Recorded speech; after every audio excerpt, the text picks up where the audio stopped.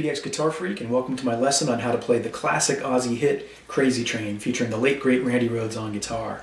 Now if you listen closely to the beginning there, it might have sounded like I had some sort of maybe almost a slapback echo on there, but there was a little bit of delay. But actually what you were probably hearing is the fact that I triple tracked that guitar solo. So I played it 3 times, once down the middle, once on the left, once on the right. In the spirit of Randy Rhoads, because that was something he did a lot on his records. And we'll talk about how that double or triple tracking can impact the sound a little bit more later in the lesson. All right, let's go ahead and jump on into it. So for this first lick, you'll notice that I start off not by finger tapping, but by doing some hammer-on pull-offs before going into the part. So I've seen that part played a couple different ways. The 2 primary ways, there's the way I'm playing it, where you start off with the hammer-on pull-offs before finger tapping. So you start off with, before going into. But a lot of people instead will go right into the finger tapping, and they'll just do that pattern. They'll do the finger tapping pattern 4 times, like this.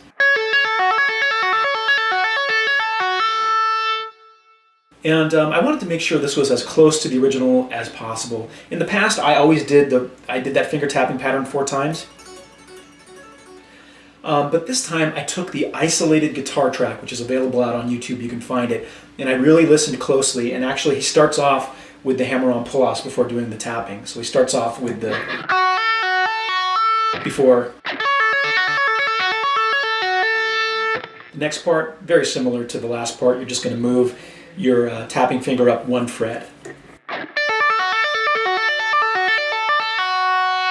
Again, slowly.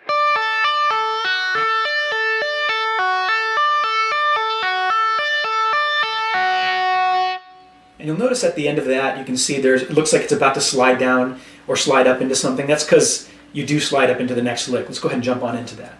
So the next part, again, you're coming out of that last lick, and you're going to slide up to the 9th fret with your index finger. So you're coming out of, you're coming out of,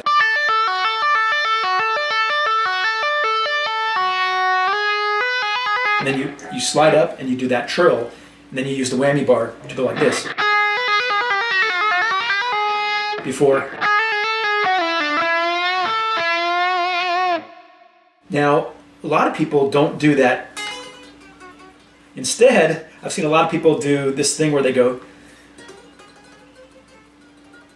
they do something like that because they're assuming Randy was using his Les Paul or some other guitar without a trem. But my understanding is he was using a guitar with a trem, probably one of his V's, to do that. And it sure sounds like that in the recording. But again.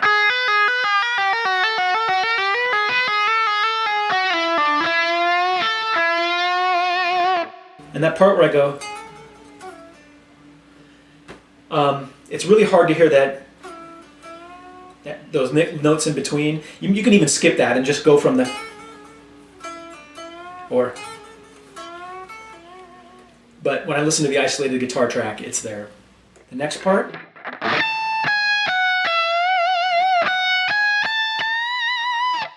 It's pretty straightforward. It's got the little rake at the beginning.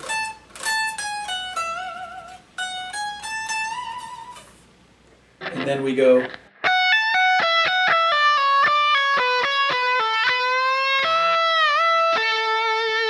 Again, slowly.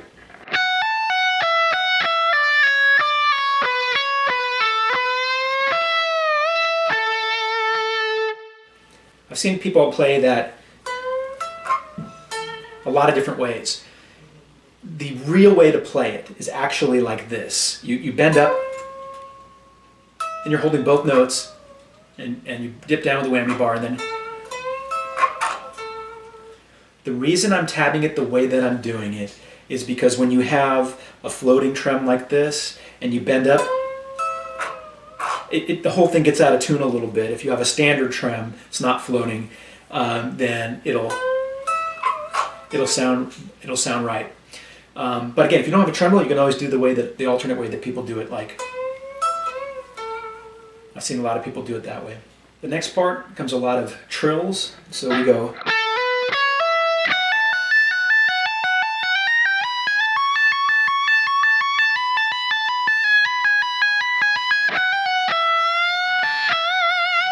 And I wouldn't get too caught up on going, oh, well, he's doing 7 times here and then he's doing 6 here. Just feel it.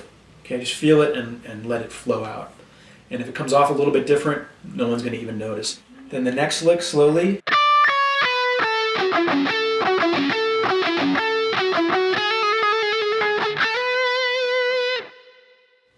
And actually, when he does that,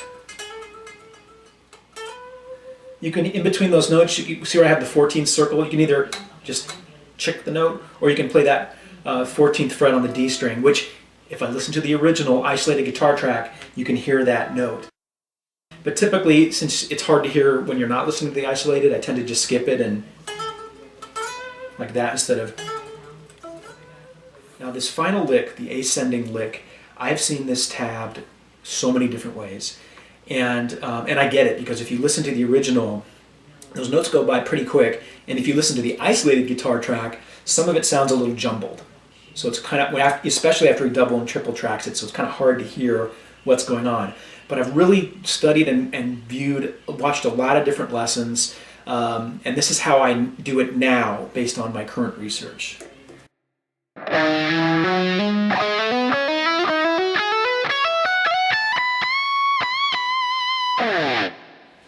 So the first 4 notes on the E string, those have a different feel than the rest of the notes, because after that you're going to start doing patterns of 3 or patterns of 6. Oops.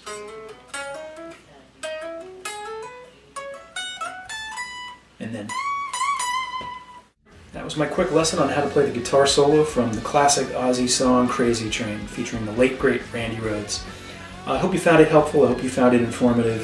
If you have questions, leave them down below in the comments section, and I will answer all as time allows. Until next time, rock on.